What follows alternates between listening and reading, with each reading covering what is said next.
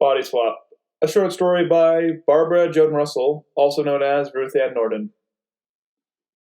Narrated by Craig Nordin and Ruth Ann Nordin. Old Man Wickleberry never dies, The cute blonde girl, Riley, told everyone who sat around the campfire in a circle. She paused in a way that commanded everyone's attention. I think she did that because she loved being the center of attention, but who could blame her? When you were the most gorgeous senior in high school, it was expected that everyone would focus on you. Sure, Old Man Wickleberry seems to die, Riley continued. but it's never his soul that goes into the ground. He swaps bodies with those who are younger than him. When his old body gives out, they're the ones who really go into the ground. Some say he's as old as time itself, and when he's ready for a new body, he comes back to his old cabin in the forest just beyond this beach. That's not true, Brendan said from where he was sitting next to her. As always, Brendan made it a point to sit right next to her, which was super annoying. Every time I, or any other guy, tried to gather up the courage to talk to her, he was there. One of these days, I was going to get the nerve to do it. I was going to go right past him and just start talking to her. Brandon took the hot dog he'd been roasting out of the fire and placed it in the bun. Wickleberry died in 1929, right after the stock market crash. They said he was so depressed after losing all his money that he drowned himself. He nodded toward Lake Hudson, which wasn't too far from where we were sitting. Once someone is dead, that's it. He isn't coming back. He didn't kill himself. Riley protested. He traded bodies with someone. That's impossible, another classmate called out. No one can trade bodies with another person. My dad said Old Man Wickleberry did kill himself, and his ghost lingers around this area looking for his body so he can be reunited with it. You refuse to believe he could trade bodies with someone, but you believe his ghost is haunting this area? Riley asked, shooting him a pointed look. Riley's comment earned a couple of chuckles from the group. It was hard to argue her logic. If you're willing to believe in ghosts, then you might as well be open to the idea that someone could swap bodies with another person. It's a fact he killed himself, Brandon told Riley. The newspaper carried the story for days. Usually I would sit around and listen to the debate over what happened to Old Man Wickleberry, because it was an interesting one. My dad once said something about him inhabiting a cabin in the forest nearby and looking for children to eat. Watching Brandon put his arm around Riley was more than I could handle. I rose up from where I was sitting and headed for the cabins where we were staying. The cabins were further into the beach, and beyond the cabins was the forest. I didn't get spooked easily, but just glancing at the shadows lurking in the trees made a shiver crawl up my spine. Maybe the stories about Old Man Wickleberry were getting to me after all. I could swear I saw the dark shadow of an old man slip behind one of the trees. Hey, Justin, wait up! I jerked and spun around in time to see Craig running up to me. I didn't think you got scared from ghost stories, Craig teased. I don't, I said in an attempt to protect my ego. Hey, I couldn't let my friend know the truth. He used to wet his pants because of the scary stories I told him when we were in first grade. I got sick of watching Brandon drape himself all over Riley, I said. Even as I spoke, Brandon leaned toward her and whispered something in her ear. Craig turned his gaze back to me. I keep telling you, she doesn't like him. You need to make your move. This is our last year of school. I know. I shouldn't have snapped at him. Really, I shouldn't have, but I hated hearing it, even if it was the truth. Ask her a problem. When I shook my head, he asked, What's the worst that can happen? She'll say no. So what? If she says no, at least you'll know where you stand with her. Okay, that was true. It wasn't like her answer would kill me, but I couldn't bring myself to do it.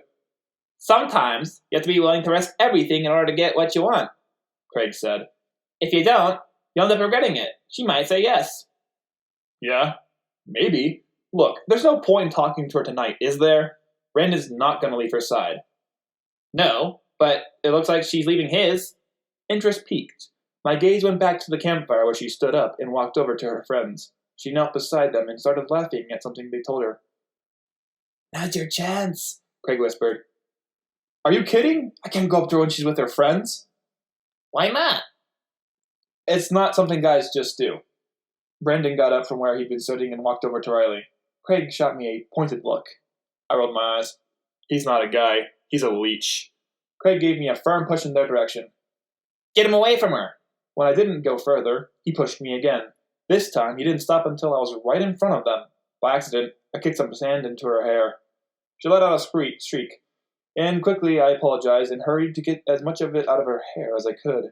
The others started laughing, and I resisted the urge to go after Craig. I could kill him for this. that what made him think this was a good idea. "Oh, I'm sorry," I told Riley as I managed to brush a few more grains of sand from her soft strands. Brandon gave me a good punch in the arm. You wouldn't think it to look at him, but he was strong. "You're such a dweeb, Justin. Why don't you just get out of here?" It was an accident. Riley told Brandon. Then looking at me, she asked, It was an accident, right? Of course," I replied. "My friend and I were what? Think, Justin, think! Goofing off. That worked. We were goofing off and I lost my balance. Though it probably wasn't necessary. I offered another apology." It's okay. She assured me. I was ready to go to the cabin anyway. She stood up, and I hurried to do the same. I can comb the rest of the sand out. She glanced at her friends. Ready? 3 girls in our class got up, and she wished me a good night before the 4 went to the Guerrero's cabin. Brandon shoved me. "What's up with you?" I shoved him back. "Nothing." "That's enough," Mr. Thompson, one of our chaperones, said from where he sat. "Go to the cabin if you can't behave." Grunting under my breath, I turned to go to the cabin. Craig shrugged as if to say he hadn't meant to get me in trouble. I rolled my eyes to say that I didn't care. Worse things had happened to me over the years. The good news was that this was our last year of having to deal with people like Brandon. Brandon, however, wasn't going to let things go as easily as I expected. He came up beside me. "You did that on purpose. Don't think I haven't noticed the way you've been eyeing Riley all year." "At least I'm subtle about it," I replied. "You're the one hanging all over her. It's embarrassing to everyone, especially since she doesn't want to go out with you." I didn't know this for sure, but I figured it would bother him, which was why I said it. And it turned out I was right, because Brandon grabbed me by the shirt and stopped me so I had to face him. "You think you're better than me?" Craig got between us. "He doesn't think it, he knows it." What was my friend doing? Did he want to be pulverized by this bully? Craig glanced at me as if he could read my mind. "There's 2 of us, and 1 of him." "Oh," came a voice from behind us. We turned around, and, sure enough, 2 of Brandon's buddies were there. One was pounding his fist in his hand, and the others were snickering at us. "This is stupid," I told Craig. "Let's go to the cabin." "You're not going in there," Brandon replied. "You're gonna spend the night out here." "Yeah," one of the goons agreed. "You're not welcome in the cabin with us." "Who's gonna make us?" Craig asked, hands on his hips. The 3 took a step toward him, and he bumped into me as he backed away. "I was just asking," he told them, hands in the air. "Mr. Thompson will never allow it," I said. Brandon sneered at us. "Mr. Thompson just went down to the beach to talk to Miss Wilcox about," he did the quote sign, "lesson plans," and finished with the second quote sign. "He won't be back in time to stop us from getting rid of you."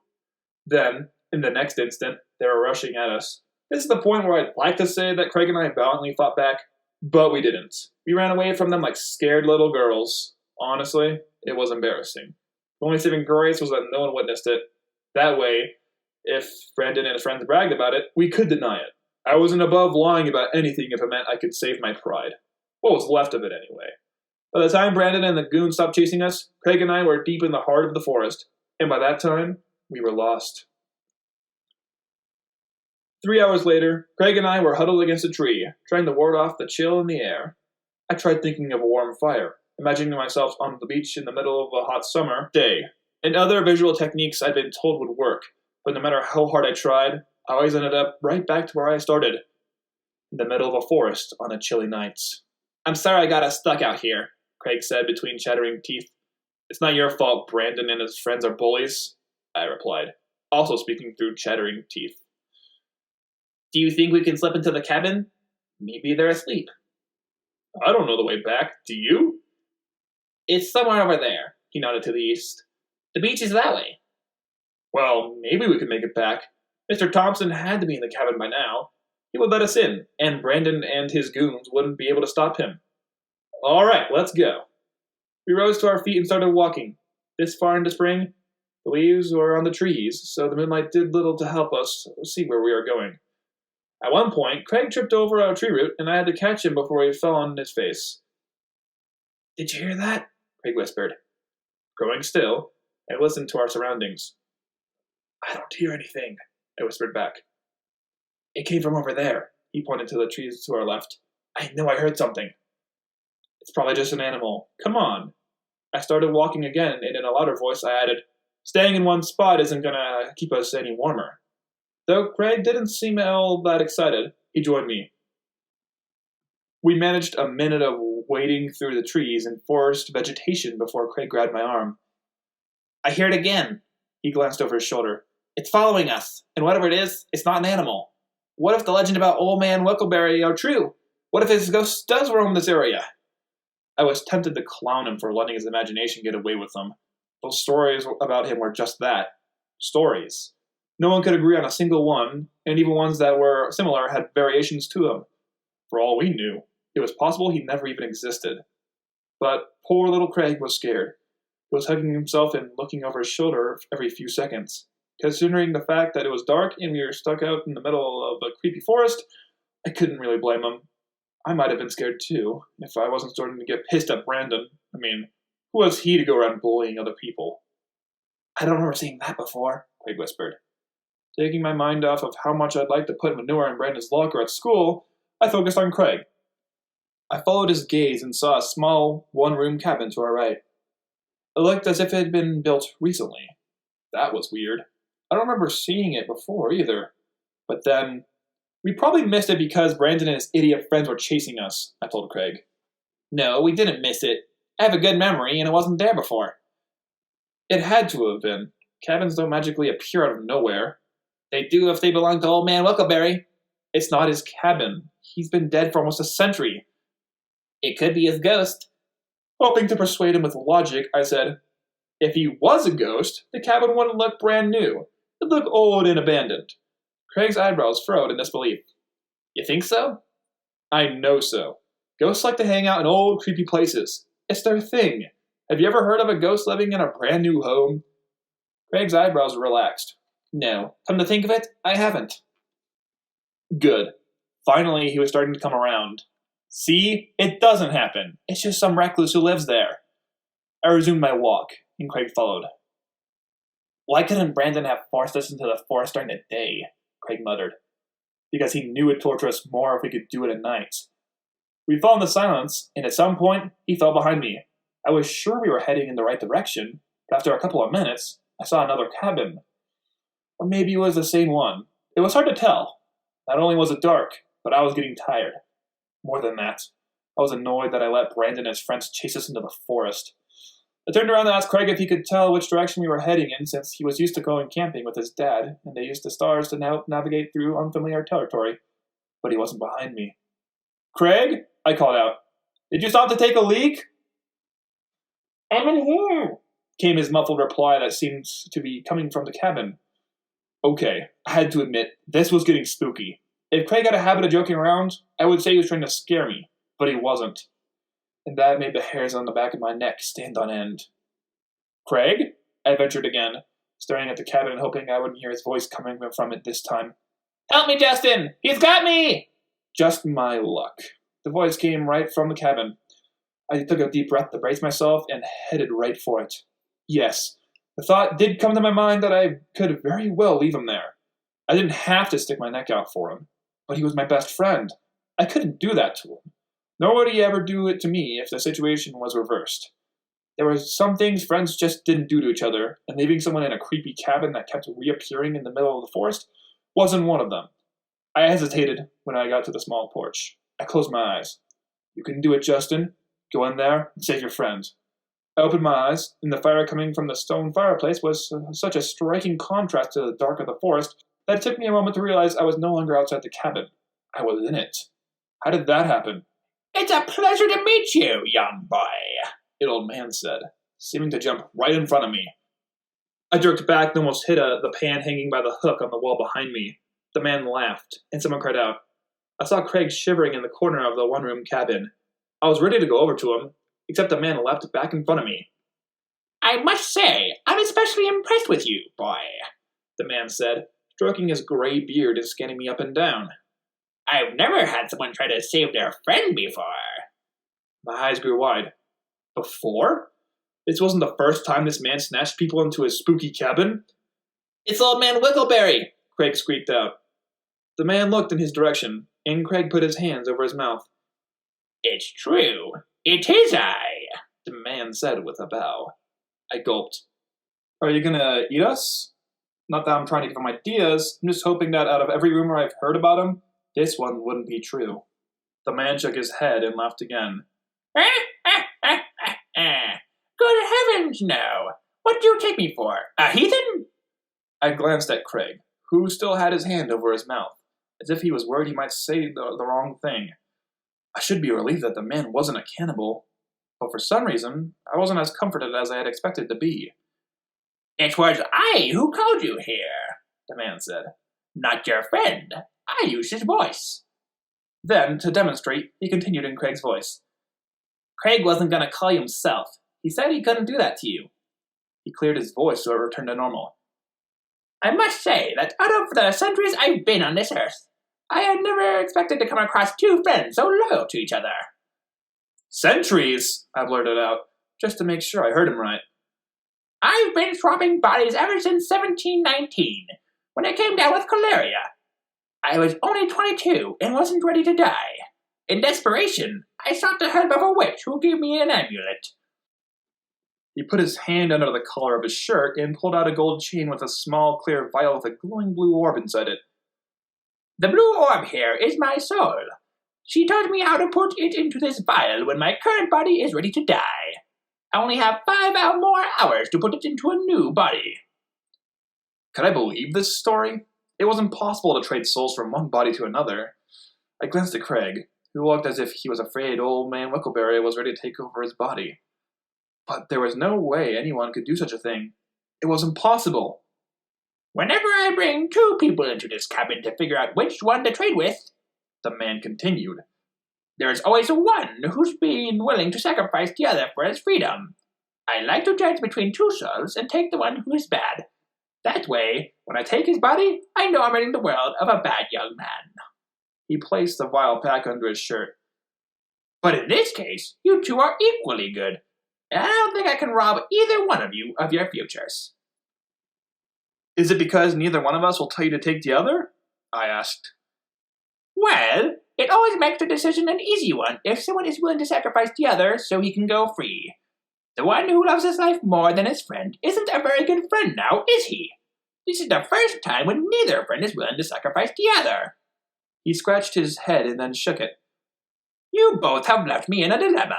I'm running out of time to find a new body. Who am I supposed to choose? Craig and I made eye contact. Did we dare do it? I need someone, the man said. If I have to, I'll pick one of you boys. I don't want to do it, but I will if I have to. So what's it gonna be? Do I choose one of you, or do I choose someone else? Turning my attention back to him, I opened my mouth and answered him. The next day around noon, Craig and I stood by the door inside the cabin as we watched Brendan pack his things. He didn't look different. He was humming under his breath as he put his clothes into his backpack. He even put on his favorite hat and checked his reflection in the window. With a wink at himself, he turned and headed for the doorway. We stepped away from it. We haven't actually seen if old man Wickleberry took his body or not. As soon as I told him that Brandon would be a good candidate to swap bodies with, everything went dark. The next thing I knew, I woke up by a tree in the forest, Craig sleeping beside me. Craig hadn't remembered any more than I had. Since it was morning, we hurried back to the camp and got lectured by Mr. Thompson, who had been looking for us all night. We apologized and explained that Brendan had chased us into the forest where we got lost.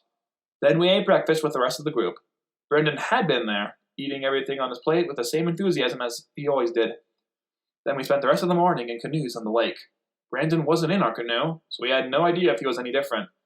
And we were too afraid to say anything about last night in case someone overheard us and thought we were nuts. Maybe we were nuts. Maybe we had dreamt up the whole thing. Maybe we had fallen asleep at the tree and thought we had gone into a weird cabin and talked to a weird old man. That was exactly the kind of thing telling ghost stories along the beach would do. Give a person nightmares. Now, as Brandon headed for the door, we watched him. Brandon started to open the door, but then he turned to us. What is it? Well... I glanced at Craig, who shrugged. Nothing. Brandon scanned us up and down, shook his head as if he had no idea what to say, and then left the cabin. Do you think it's old man Wickleberry? Craig whispered so the other boys in the cabin wouldn't overhear. I don't know, I whispered back. Brandon wasn't mean to us just now. No, but maybe it's because Mr. Thompson gave him detention all week for chasing us into the forest last night. Yeah, maybe. Picking up our backpacks, we left the cabin. The school bus was waiting for us in the parking lot. Riley happened to be by herself for a change. She was a few feet away from everyone else and was tying one of her shoes. Craig nudged me in the side. Ask her to prom. No, I can't. Why not? She's alone. You always say that if you can get her alone, then you ask her to prom. Yeah, but it's scary to ask a girl you really like to the prom. It can't be scarier than what we went through last night. Or thought we went through. I corrected. Whether it really happened or not, it was the scariest experience we've ever had. He had a good point. Nothing could freak me out more than thinking I was talking to an old man who swapped bodies with boys so he didn't have to die. All right, I'll do it. Finally, Craig replied, sounding relieved. Ignoring him, I headed for Riley. This was it. The moment of truth. The worst she could say was no. And really, that wouldn't be the end of the world. Having my body swapped with the old man Wilkeberry would have been. Or at least, it would have been the end of me. But I was still here, and that meant I could face a possible rejection of the most beautiful girl in school. Hi, I said when I reached her. She finished tying her shoe, glanced up at me, and smiled. Hi, Justin. She smiled. That was a promising sign. It meant she was happy to see me, I hoped. I cleared my throat as she stood up and swung her backpack over her shoulder. Look, I wanted to apologize again for getting sand in your hair last night. Craig and I were fooling around, and I didn't realize we were so close to you. Okay, that was a partial lie, but there was no way I was going to tell her I'd been too afraid to ask her out, and he'd been pushing me to do it. That's okay, she said. To be honest, I was glad. I was getting tired of Brandon hanging around me all night. You were? It gave me a good excuse to get to my cabin so I could get away from him. Oh, well, in that case, you're welcome. You're funny, Justin. I like your sense of humor. Wow, a compliment.